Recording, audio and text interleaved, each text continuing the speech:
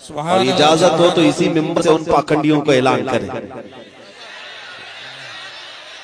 اسی ممبر سے اعلان کریں، تم اپنے اندر بیٹھ کر غوفے میں جو مارنے اور مرنے کی بات کرتے ہو، میں اس ممبر سے کہتا ہوں ایک لومڑی اور ایک لومڑا وہ بھوکتے رہتے ہیں، دیکھتے ہوں گے آپ، اور پھر ہزاروں سیکیورٹی گارڈ کے بیچ میں گھومنا، ارے مرد ہو تو مقابلہ کرو، میں تنہا گھوم رہا ہوں پورے ہندوستان میں، الحمدللہ تنہا ہے ہمارے پیچھے کوئی سیاسی طاقت نہیں ہے، ہمارے پیچھے کوئی ایسا سپورٹ بھی نہیں ہے۔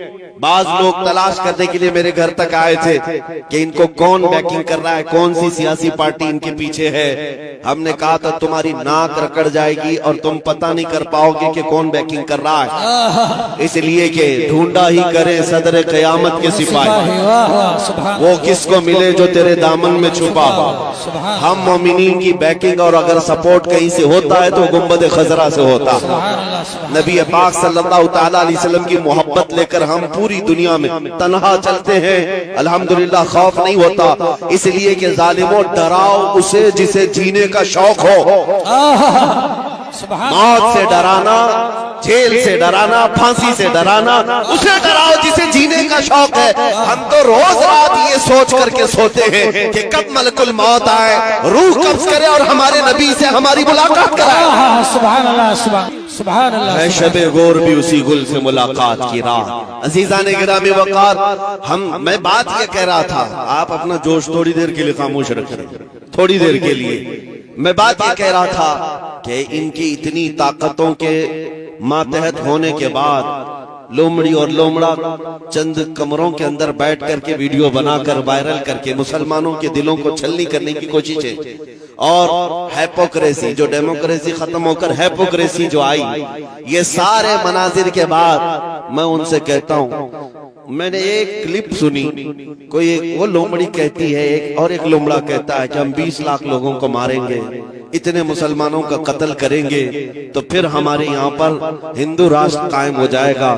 ظالموں تمہارے اندر اتنی ہمت ہی نہیں ہے، مارنے مرنے کی بات پاکھنڈیوں سے ہو ہی نہیں سکتی، کبھی ہو ہی نہیں سکتی۔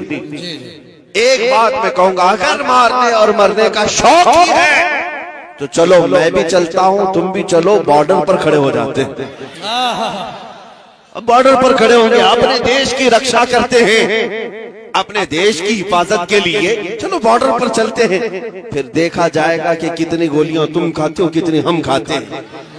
اور میں اکیلے کی بات نہیں کر رہا ہوں، انشاءاللہ العزیز جس دن میرے ملک عزیز کی حفاظت کی بات آئے، یہ علماء بھی حاضر ہوں گے، یہ مجمع بھی حاضر انشاءاللہ، اس لیے کہ اس ملک کو ہم نے خون جگر سے سینچا، یہاں ہماری تاریخ موجود ہے۔ عزیزان گرامی وقار، ان آتنکیوں کے گلے میں اگر حکومت نے پٹا نہیں ڈالا تو یہ کتے ان حکومتوں کو ہی نوچ کھائیں گے۔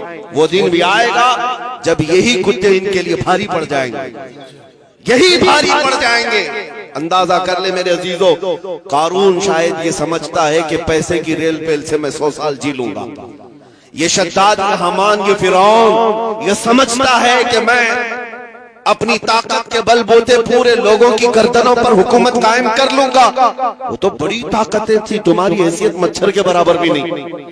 اور اگر حکومتیں کھلے عام یہ ساری باتیں کر رہی ہیں میرے عزیزوں، ایک تاریخ یہاں ویسی بھی آئی تھی 100 سال پہلے، 100-150 سال پہلے، 1857 کی تاریخ، جس کو انگریز آج بھی غدر کہتا ہے، انگریز آج بھی غدر کہتا ہے۔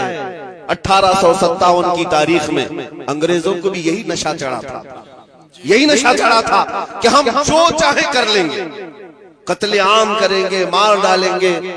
اس وقت کفایت علی کافی رحمت اللہ تعالیٰ علیہ کو پھانسی پر چڑھایا تھا، پھانسی پر چڑھا کر کے جشن منائے تھے 8 دن تک۔ کیوں کفایت علی کافی کو چڑھایا تھا جانتے؟ ایک عالم ربانی کو اس لیے چڑھایا تھا کہ وہ بولتے تھے تو ہزاروں کا مجمع جمع ہوتا، لوگ ان کے پیچھے دیوانہ وار گھومتے، تو ایسے علماء تو ان کو کھلتے ہیں۔ پھانسی پر چڑھا کر کے 8 دن تک جشن منایا تھا، لیکن خدائی قانون انہیں معلوم نہیں. تم ایک کفایت علی کافی کو جو یہ کہتا تھا کوئی گل باقی رہے گا نہ چمن رہ جائے گا پر رسول اللہ کا دین حسن رہ جائے گا، پھانسی پر چڑھا کر کے تم نے یہ سوچا کہ ایک عاشق رسول کی زبان بند کر دیا، اسے گردن سے الگ کر کے جسم کو الگ کر دیا. اب امت ٹھنڈی ہو جائے گی، یہ جماعت سو جائے گی. لیکن مولا تعالیٰ کا احسان تو دیکھیں، مراد آباد زیادہ دور نہیں ہے، کفایت علی کافی کو یہاں پھانسی پر چڑھا رہا ہے انگریز، اور مولا پڑوس میں بریلی میں امام احمد رضا کو پیدا کر رہا ہے. سبحان اللہ. زیادہ فاصلہ نہ شہروں کا ہے نہ تاریخ کا ہے.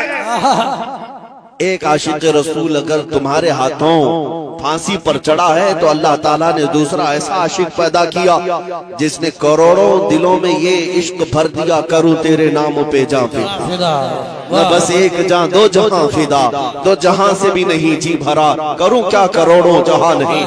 میں بات یہ کرنا چاہتا ہوں تم جتنے چراغ بجھاؤ گے مولا اتنے چراغ اور روشن فرمائے. سبحان اللہ. سبحان اللہ. جس کو تم پکڑ کر کے قتل کرنے کی دھمکیاں دیتے ہو، یہ اسلام نہ کل مٹا تھا نہ آج مٹا ہے نہ صبح قیامت تک مٹا سکو گے.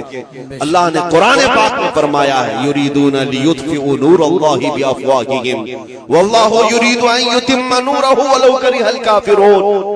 مشرکین یہ چاہتے ہیں کہ اپنے منہ کے پھونکوں سے اللہ کے چراغ کو بجھا دیں، اور یہ ہو نہیں سکے گا. اللہ اپنے چراغ کو روشن کر کے رہے گا، کافر اگرچہ اس کو ناپسند کریں، کافر اگرچہ اس کو ناپسند کرے. میرے عزیزو، بات صرف اتنی مجھے کرنی ہے، تمہارا اپنا رول کیا ہونا چاہیے؟ کیا یہی جوش کے نعرے جو ہم پنڈال میں بیٹھ کر کے کریں؟ کیا ہماری یہی تقریریں جو جلسے تک رہے؟ نہیں میرے عزیزو، ہمارا لقب، ایک مومن کا لقب یہ تھا کفن بردوش. یہ سینے پر بلکہ اپنے کندھے پر کفن لے کر کے چلتا ہے، اسے موت سے خوف نہیں ہے. تو یہ خوف جب تمہارے سینے سے نکلے گا تو حق بولنے کی ہمت اتنی بڑھتی چلی جائے گی. زیادہ سے زیادہ تمہیں کس بات سے ڈرایا جاتا ہے آج؟ پھانسی سے، یہ سب سے ہائیسٹ سزا ہے نا، یا جیل سے. یہ دونوں چیزیں ایک مومن کے لیے کوئی معنی نہیں رکھتی. جیل کی سلاخوں پر جانے کے بعد بزرگوں نے لکھا بھی ہے کہ اے مومن گھبرانا نہیں، اگر مصطفیٰ کے نام پر گیا ہے، اگر نبی پاک کے نام پر گیا ہے تو اندر جانے کے بعد ہو سکتا ہے تیری ماں، تیری بیوی، تیرے بھائی دیکھنے نہ آئے، لیکن ایک رات ضرور آئے گی جب تاجدار مدینہ خود تشریف. سبحان اللہ. سبحان اللہ.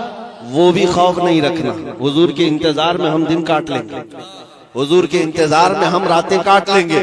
اور رہی بات پھانسی کی، اس کے متعلق بھی روایتیں موجود ہیں کہ جن جن غلاموں کو ظالموں نے اپنے ہاتھوں سے قتل کیا یا پھانسی پر چڑھایا، پھندا بعد میں لگا، چہرہ مصطفیٰ پہلے موجود. سبحان اللہ. سبحان اللہ. وہ نبی پاک صلی اللہ تعالیٰ علیہ وسلم تشریف فرما تھے. عزیزان گرامی وقار، یہ دو تمنائیں جس کے پاس ہیں پھر اسے کس بات کا خوف ہے؟